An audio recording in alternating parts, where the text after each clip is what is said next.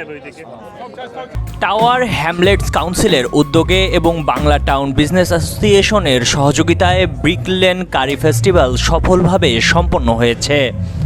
3 দিনব্যাপী আয়োজিত ব্রিকলেন কারি ফেস্টিভ্যাল শুরু হয় 19 সেপ্টেম্বর এবং 21 সেপ্টেম্বর ছিল উৎসবের মূল দিন।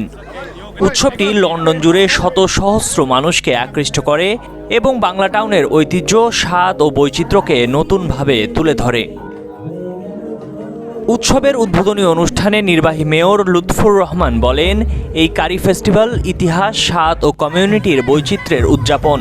ভবিষ্যতেও এ ধরনের উৎসব আয়োজন অব্যাহত রাখতে কাউন্সিল সব ধরনের সহযোগিতা প্রদান করবে। এইটা আমাদের এই spiritual heart of the Bangladeshi community. And we're grateful it is in Tower Hamlets. As a council, we will continue to support the festival. অনুষ্ঠানে উপস্থিত বাংলাদেশ হাই কমিশনার আবিদা ইসলাম রেস্টুরেন্ট মালিক ও শেফদের উদ্দেশ্যে বলেন, বাংলাদেশের উৎকৃষ্ট মানের মশলা ব্যবহার করলে শুধু স্বাদের মানই বাড়বে না, বরং বাংলাদেশের কৃষক ও উৎপাদকরাও উপকৃত হবেন। এই কারি ফেস্টিভ্যালে আমন্ত্রণ জানানোর জন্য 9 বছর পরে কারি ফেস্টিভ্যাল আবার ব্রিকলেনে ফিরে এসছে। তো এটা জানতে পেরে খুব ভালো লাগছে, আমি খুবই আনন্দিত। এটা যাতে বারবার আবর্তিত হতে থাকে এবং আজন্ম চলতে থাকে, কারণ এই কারি ইন্ডাস্ট্রির পিছনে আমাদের মাইগ্রেন্ট কমিউনিটি, বিশেষ করে আমাদের যে সিলেটি কমিউনিটি আছে, তাদের বিশাল অবদান আছে। তাদের স্বপ্ন, তাদের ভালোবাসা নিয়েই কারি ইন্ডাস্ট্রি গড়ে উঠেছে।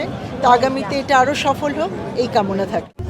টাওয়ার হ্যামলেটস কাউন্সিলের ক্যাবিনেট মেম্বার আবু তালহা চৌধুরীর পরিচালনায় এতে স্বাগত বক্তব্য রাখেন বাংলা টাউন বিজনেস অ্যাসোসিয়েশনের president Gulzar Khan, BCA president ওসি খান এবিই, culture cabinet member Kamrul Hasan, Brick Lane বিষয়ক বই লেখক দিনা বেগম সহ আরও অনেকে।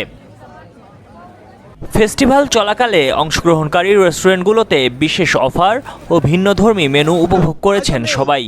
ছিল বর্ণাঢ্য শোভাযাত্রাও। স্থানীয় ব্যবসায়ীদের জন্য এটি ছিল অর্থনৈতিক সম্ভাবনা ও সাংস্কৃতিক ঐতিহ্য প্রদর্শনের একটি গুরুত্বপূর্ণ মঞ্চ।